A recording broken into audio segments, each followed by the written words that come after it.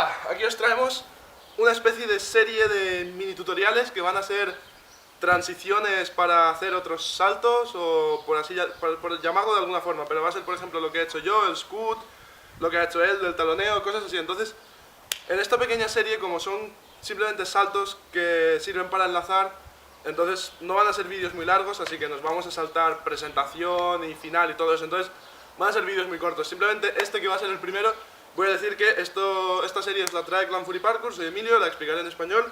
Él es José, le explicará los vídeos en inglés. Y bueno, vamos a empezar. El primer tutorial va a ser el del scoot.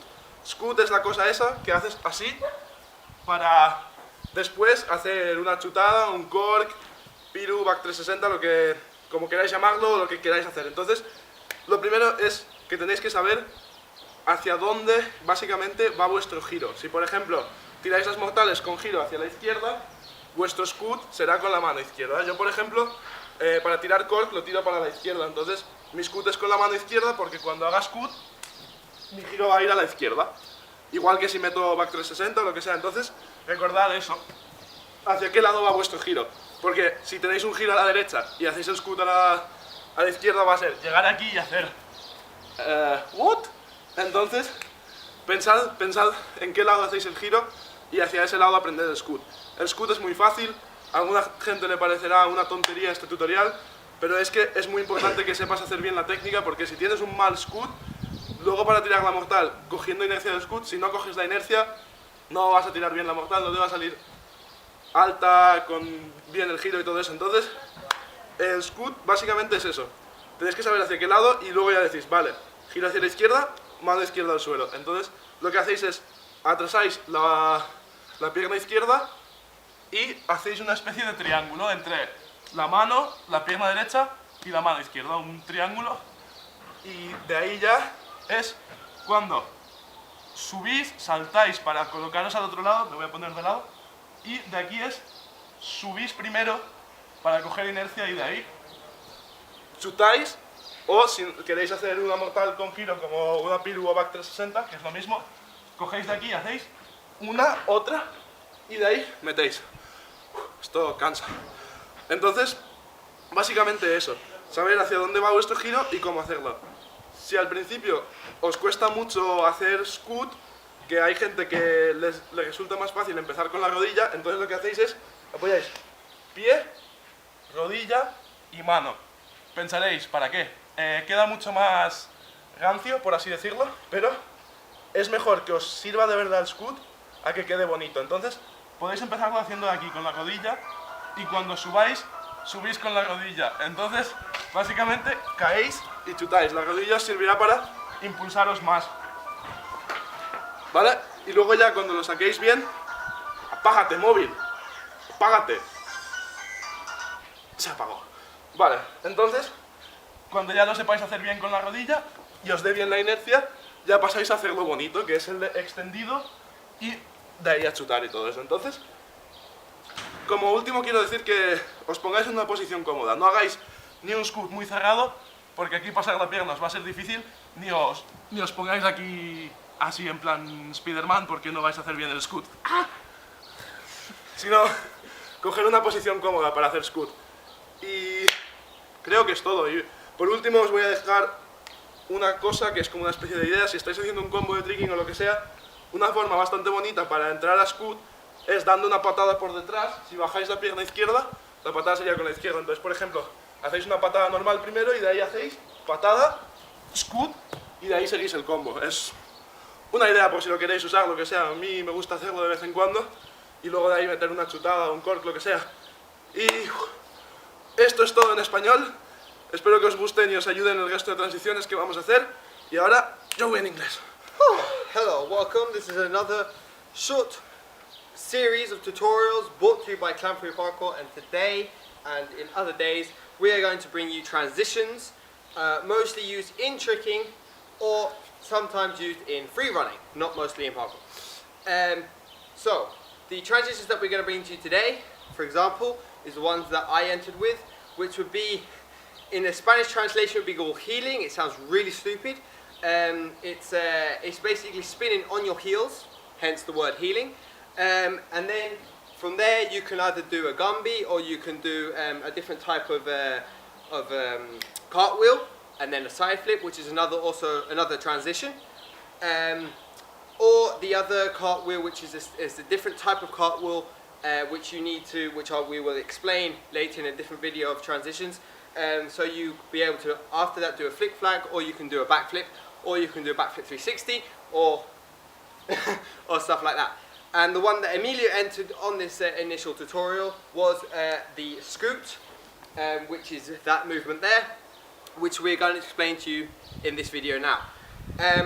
We are not going to do any representation saying that I'm Joseph, I'm going to explain in English, and he's me, he's going to explain in Spanish. In all these other transitions, only in this first one, because it's going to be short videos, so we don't see the real need.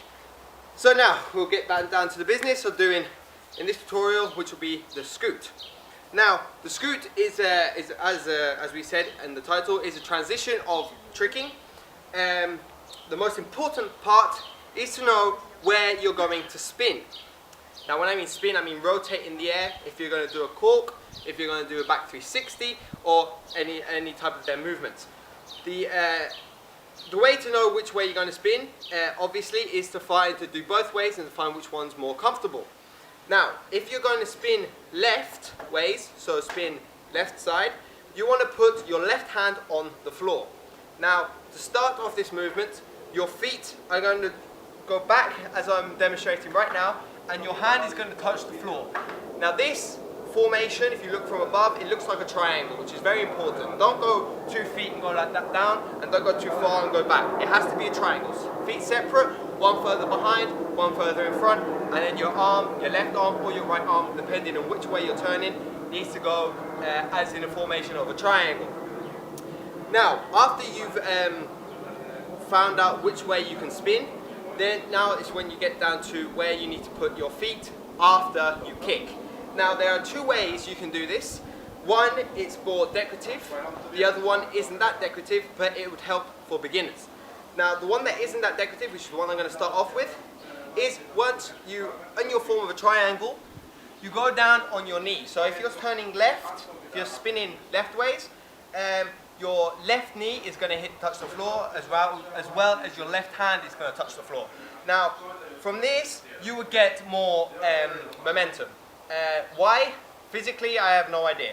But this, we've tried both ways, and we found out that this way you'll get more momentum.